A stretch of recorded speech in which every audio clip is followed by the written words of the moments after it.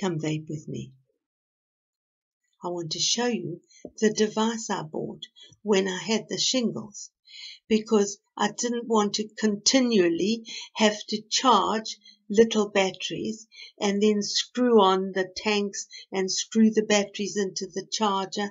I needed something that would last a long time, and I couldn't use my R80 because I couldn't press down with my thumb. So I had been looking at box mods for a long time. The reason I haven't never bought one is because the tank sticks out the top that away. So you actually cannot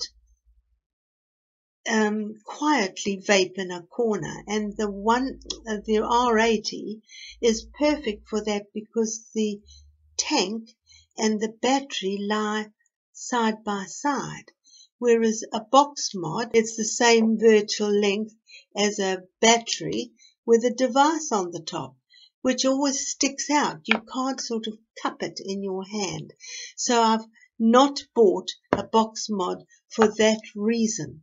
And I've seen some where the tank lies side by side with the box, but it's in a container.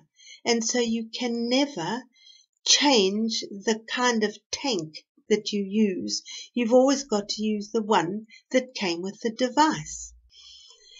So I bought this, and I bought it because of one particular feature which I'll show you.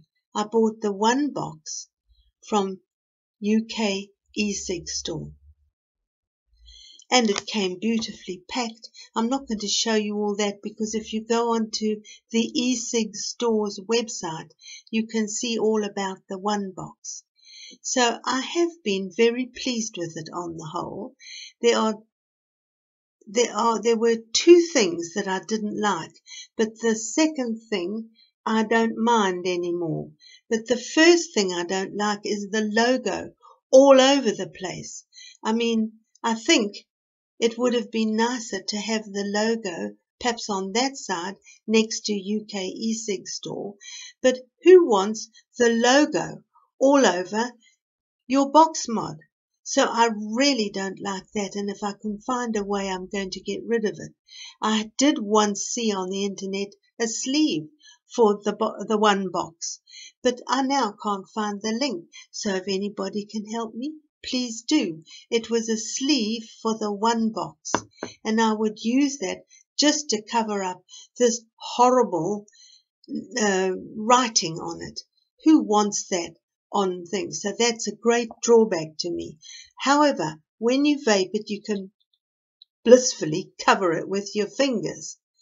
And of course the other side is covered by the palm of your hand.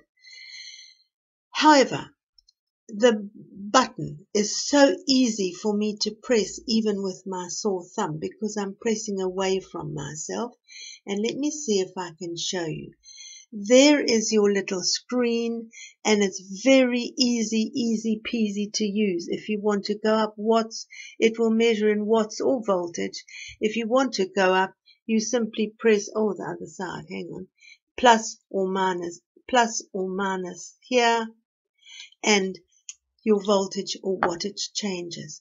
So I do like that because for a long time I've been using also variable wattage and voltage mods, which I prefer. Sometimes I get a better vape on it, I feel. This, I have discovered, you can charge it on your computer because it comes with the lead, which just fits in here, and I charge on my computer, and it's perfectly easy to use as a pass-through. So you can be charging and vaping at the same time. I like that. Now, the point that I didn't like, the first point was the horrible writing all over it. The second point was the fact that this does not lock the alterations to your wattage or voltage. So that is an unprotected, there's no way of making it secure. The thing that drew me to this more than any other box mod is I like these tanks. I actually have got loads and loads of other tanks which I don't use. Now these tanks have got 510 connection on the bottom. They're like that. This has got, I can't use that hand properly. This has got a 510 connection on the top. But if you want to use a tank, you simply screw that off, and it screws off very well. You take it off, turn it over, screw it on.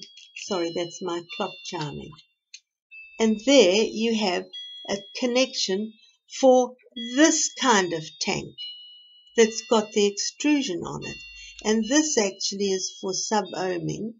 This tank screws in. I haven't filled it with e-liquid or anything. And there you're ready if you want to sub-ohm, or if you want to just use an ordinary tank with the outie instead of the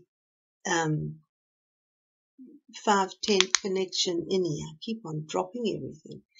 So that is a sub-ohm tank. I haven't used it yet. I have been looking at it because I actually don't mind experimenting. The atomizers that I buy for my tanks are those small atomizers. The sub-ohm tanks, of course, atomizers are much bigger and stockier.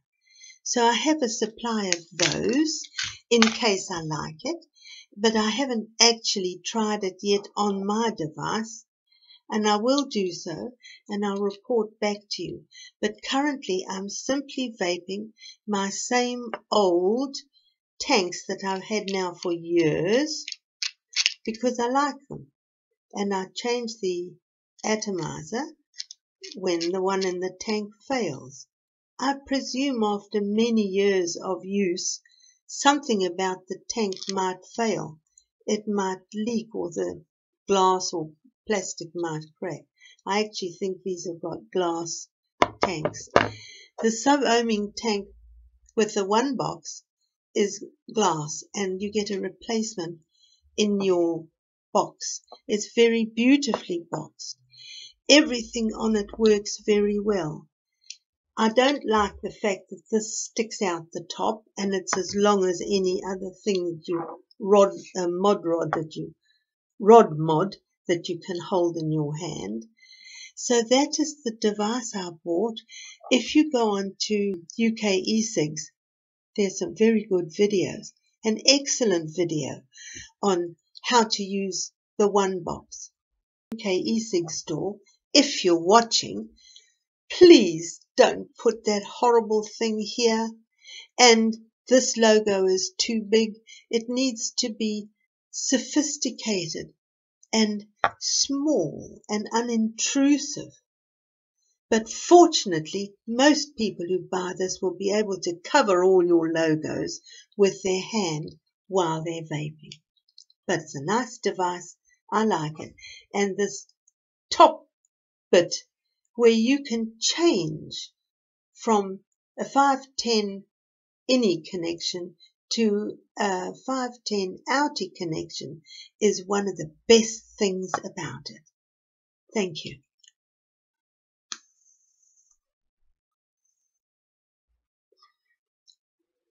And thanks for vaping with me.